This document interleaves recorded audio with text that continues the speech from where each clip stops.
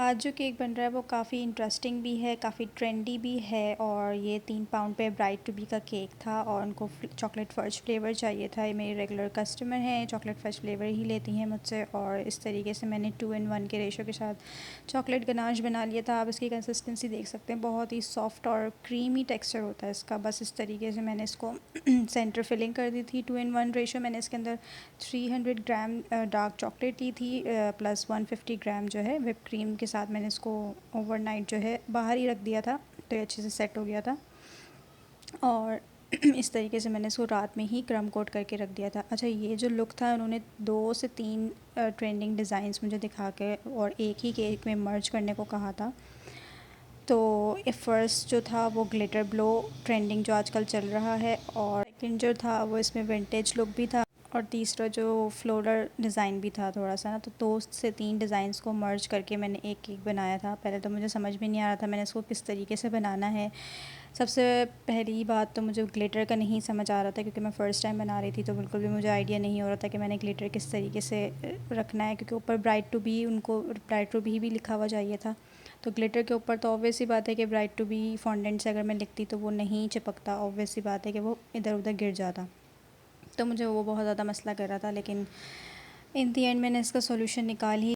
उनकी थीम जो थी वो लेवेंडर कलर पे थी, तो बस इस तरीके से मैंने लेवेंडर कलर के साथ जो है इसकी फ़ाइनल कोटिंग करी। और इस तरीके से जिस पे मुझे ग्लिटर डालना था वो मैंने उस एरिया पे जो है वो बटर पेपर लगा दिया, ताकि केक पे डायरेक्ट में डालूँगी तो ज़ाहिर है वो ब्लो होगा ही नहीं।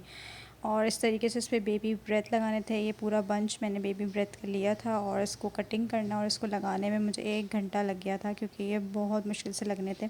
बिल्कुल छोटे छोटे छोटे छोटे इनको कट करना और अंदर लगाना बहुत ज़्यादा डिफ़िकल्ट हो रहा था, बहुत देर। अच्छा, सबसे बड़ी बात और सबसे हैप्पीएस्ट थिंग फॉर बेकर के कि व्हिप क्रीम ने बिल्कुल भी तंग नहीं किया। व्हिप क्रीम इतने अच्छे से बीट हुई थी ना कि आपको बता नहीं सकती। केक 1 से 1.5 घंटा बाहर रखा रहा, लेकिन ये बिल्कुल मेल्ट नहीं हुई, इतनी स्टेबल थी कि बस हैप्पीएस्ट डे था मेरी लाइफ का, क्योंकि केक थोड़ा डिफ़िकल्ट था और इसको बाहर रखना भी इम्पॉर्टेंट था। ज़ाहिर है बेबी ब्रेथ लगाने थे तो वो फटाफट से तो नहीं लग जाते, वीडियो में तो बहुत जल्दी दिख रहे हैं, बस इसको लगाने के लिए मुझे 1 घंटा लगा था। पीछे जो है मेरी मम्मा मुझे इसको कट कर करके दे रही थी, उसके बाद भी मज़ीद मुझे इसको छोटे करने पड़े थे, क्योंकि वो बहुत ज़्यादा बाहर की तरफ आ रहे थे। और मुझे ये भी डर था कि केक पे क्रैक्स ना आ जाएँ उसको अंदर इंसर्ट करते हुए।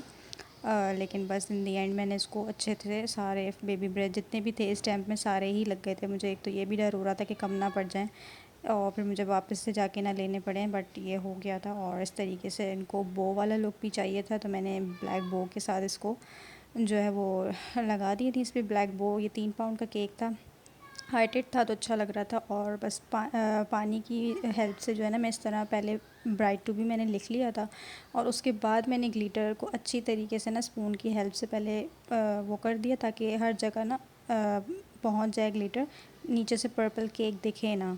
और उसके बाद फिर मैंने ऊपर एक्स्ट्रा डाल दिया था जो कि ब्लो करने के लिए हो। तो बस इस चीज़ में भी बहुत दिमाग और बहुत मेहनत लगी थी, मुझे तो समझ ही नहीं आ रहा था कि कैसे करना है। बस बीच में जो है मैंने इस तरीके से ट्विस्टेड कैंडल लगा दी थी, और ये इसका फ़ाइनल लुक है।